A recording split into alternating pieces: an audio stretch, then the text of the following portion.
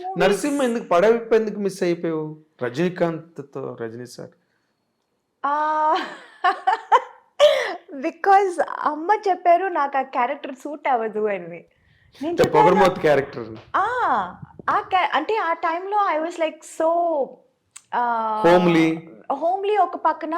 And Rajinikanth గారితోనే I done lot of movies పేర్గా మంచి పేర్ అని అప్పుడు Tamil Nadu.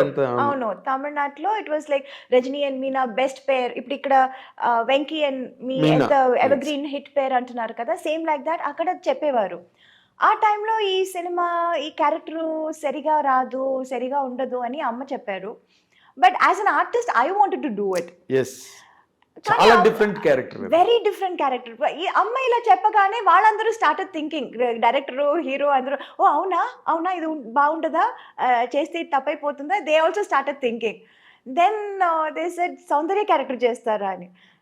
I was not too happy. లేదు చేస్తే అదే చేస్తాను, లేకపోతే నేను చేయను, నాకు వద్దు అని చెప్పి అది చేయలేదు. అలా మిస్ అయిందా? అదే కానీ నువ్వు చేస్తుంటే మాత్రం నీకు ఒక ల్యాండ్ మార్క్ క్యారెక్టర్ అయింది.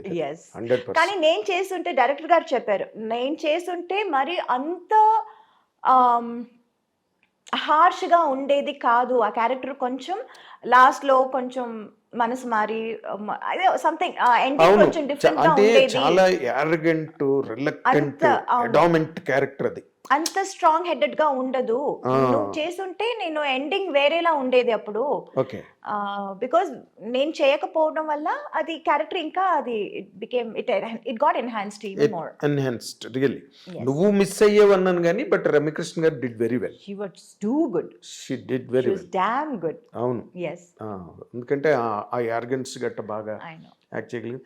ఆ క్యారెక్టర్ వల్లే ఆవిడకి బాహుబలిలో కూడా ఆ క్వీన్ క్యారెక్టర్ రావడానికి కూడా అదే బేస్. నరసింహ క్యారెక్టర్. బాహుబలి చూసి I was amazed. I called her immediately. I said, Rajamata, ekkada unna? And I really called her and I wished her and she was like, thank you, sweetheart, thank you. ఈ character రావడానికి ఆ character base. Correct. ఎందుకంటే she could prove her. True. ఒక elegance ఏదైతే ఉందో దాన్ని రాజమౌళి గారు బాగా, అంటే దానికి శ్రీదేవి గారిని అనుకున్నారట ముందు, అది వేరే విషయం. అవును. ఏదో ఆవిడ ఎక్కువ రెమ్యునరేషన్ అడిగింది గట్టానని చెప్పి తర్వాత సోషల్ మీడియాలో వచ్చింది. That is the reason they could not afford them. We do not know what exactly went in. నార్మల్గా యూ సెడ్ దట్ సీతారామయ్య గారి మనవరాలు వచ్చి అప్పటి వరకు చంటి సినిమాలో ఎవరిని హీరోయిన్గా పెట్టాలి అని దేర్ వాజ్ ఎ లాంగ్ రో ఆఫ్ డిస్కషన్స్. అప్పుడు జరుగుతున్న టైంలో కరెక్ట్గా సీతారామయ్య గారి మనవరాలు వచ్చి పెద్ద హిట్ అయింది. వెంటనే దెట్టుకెడేషన్ నీకు వెంటనే షిఫ్ట్ అయిపోయారు. సీతారామయ్య గారి మనవరాల తర్వాత చంటి. అవును. నేను I was following those discussions at the time.